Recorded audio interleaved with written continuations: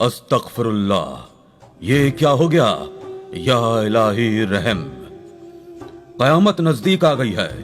जन्नतुल बकी में ये क्या हो गया?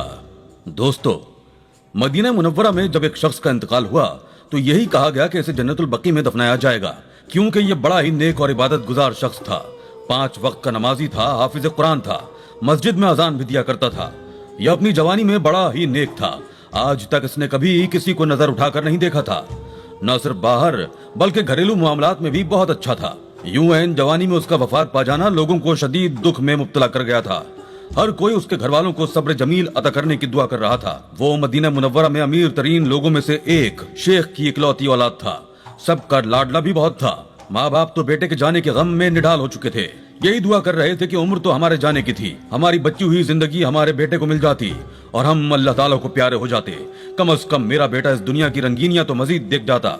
अभी उसके जाने का मौसम तो हरगिज न आया था, मगर शायद यही उस लड़के की किस्मत में लिखा था जो वो बिन ब्याहे ही इस दुनिया से चला गया। जब दफनाने की बात आई तो उसे जन्नतुल बकी में दफनाया जाने लगा। फैसला किया गया, गोरखन को पहले इत्तला कर दी गई कि जन्नतुल बकी में एक कब्र की खुदाई शुरू कर दी जाए। वहाँ पर एक नौजवान को दफनाना है। गोरखन हुक्म की तामील करते हुए जन्नतुल बकी में कब्र खोदने लगे। एक मर्तबा जब कब्र को खोदा गया तो एक बड़ा पत्थर पहले ही वहाँ पर नमूदार हो चुका था, जिसकी वजह से वहाँ पर कब्र बनाना नामुमकिन सी बात थी। इसलिए जमीन को बंद कर दिया गया और फिर दूसरे मकाम पर कब्र की खुदाई शुरू कर दी गई। खुदाई हुए कुछ देर ही हुई थी कि अचानक मिट्टी अंदर को धंसने लगी।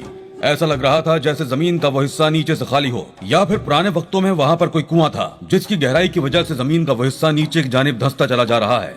फौरन मिट्टी डालकर उसको भी बंद कर दिया गया, क्योंकि अगर वहाँ पर मैयत को दफनाया जाता तो यकीनन मैयत जमीन में धंस जाती। इन 2 कब्रों को बंद करने के बाद तीसरी मर्तबा फिर कब्र खोदी गई, मगर इस मर्तबा भी कब्र की खुदाई के दौरान अचानक जमीन से बहुत ज्यादा कीड़े मकोड़े निकल कर बाहर आने लगे। वो कीड़े इस कदर अजीब शक्लो सूरत के थे कि देख कर लगता कि वो जहरीले होंगे। एक गोरकन के हाथ पर वो कीड़ा काट भी चुका था। कीड़े का काटना था कि हाथ बिल्कुल नीला पड़ने लगा।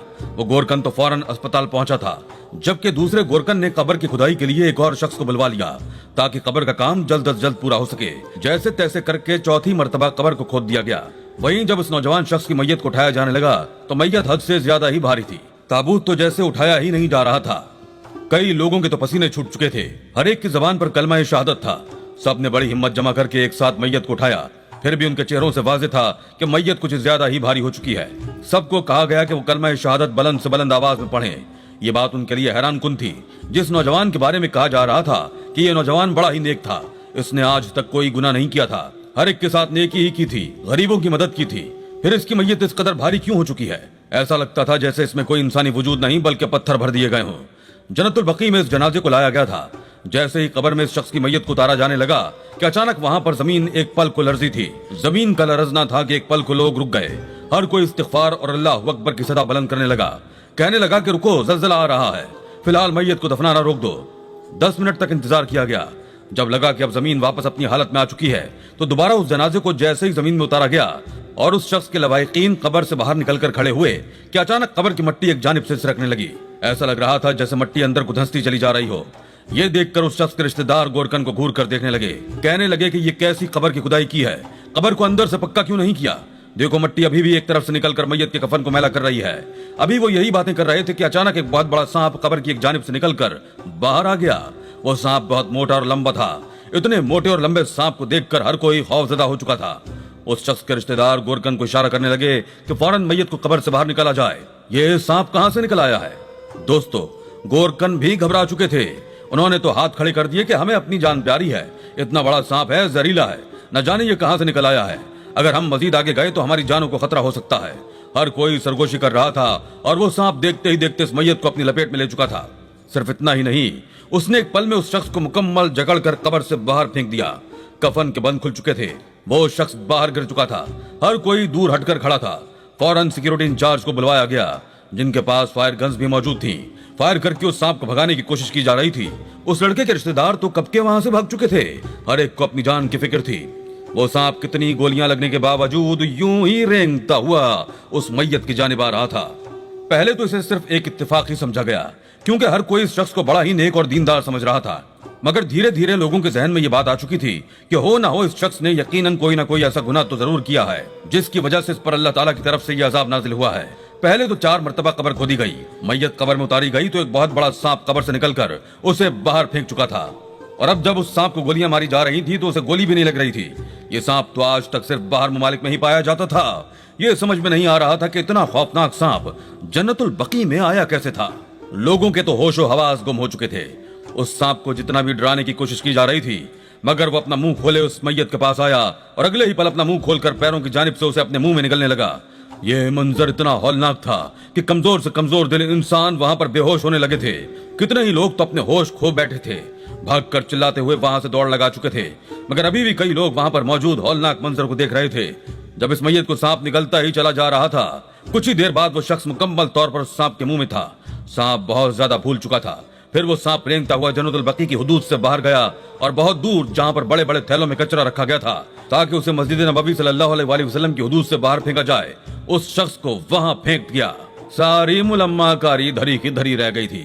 वो लोग जो इसे नेक और 5 वक्ता नमाजी समझ रहे थे, हाफिज़ कुरान समझ रहे थे, इस शख्स की तो ये हकीकत थी कि इसे कचरे पर एक सांप ने फेंक दिया था। इस शख्स को वहां उगलने के बाद वो सांप कितनी ही देर वहां पर मौजूद रहा, फन फैलाकर बैठा रहा। कचरे की एक जानिब आग भी लगाई गई थी। देखते ही देखते वो आग इस शख्स तक पहुंची और फिर जल्द ही कफन को भी आग लग चुकी थी। वो शख्स देखते ही देखते कचरे पर पड़ा हुआ जल रहा था। जलने की बदबू आसपास फैल रही थी और वो सांप वहां से वापस पलट गया था। वो कहां गया, कहां से आया था, कोई नहीं जानता था। वो शख्स जलकर राख हो चुका था।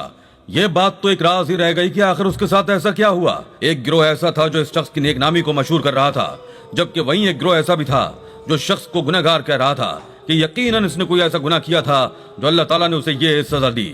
दोस्तों, ये राज ज्यादा देर तक राज नहीं रह सका। कुछ ही अरसे बाद जो बात मंजर आम पर आई, उसने कई लोगों की आंखें खोल कर रख दी। ये बात मंजर आम पर एक खातून लाई थी जो कि अपना ज़हनी तवाजुन भी कुछ खो चुकी थी। कहने लगी कि मैं इस घर में मुलाजमा थी, यहाँ पर काम काज किया करती थी। हम तो नस्ल दर नस्ल इनके यहाँ मुलाजमत कर रहे थे। मेरी 10 साला बेटी थी जिसको मैं अपने साथ यहाँ पर काम करने के लिए लाया करती थी। एक रात मेरी बच्ची मेरे क्वार्टर में मेरे पास नहीं थी। मैं घबरा सी गई। आखिर आधी रात को मेरे पास छूटकर कहाँ जा सकती थी।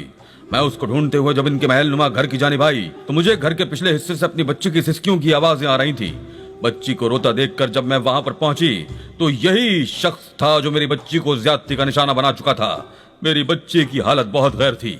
सिर्फ इतना ही नहीं, अगले ही पल जब इस शख्स ने मुझे देखा और मैं अपनी बच्ची को वहां से उठाने लगी और उसको ये धमकी दी कि मैं सबको तुम्हारी हकीकत बता दूंगी, तुमने मेरी बच्ची के साथ दरिंदगी की है, तो उसने मुझे धक्का दे दिया। वहीं पर मौजूद बिजली की तार उसने मेरी बच्ची के वजूद पर गिरा दी। मेरी बच्ची बिजली के झटकों से तड़प तड़प कर मर चुकी थी। उसके बाद मैं रोती चिल्लाती हर एक के दर को खटखटाती हुई ये कह रही हूँ कि मेरी बच्ची को इंसाफ दो, मगर वो तो नेकनामी की वजह से मशहूर था, कोई मेरी बात सुनने वाला नहीं था। मगर आज इतने सालों बाद देखो मेरे रब ने कैसा इंसाफ किया है। मेरी बच्ची का गुनहगार अपने अंजाम तक पहुंच चुका है, उसकी हकीकत भी सबके सामने आ चुकी है।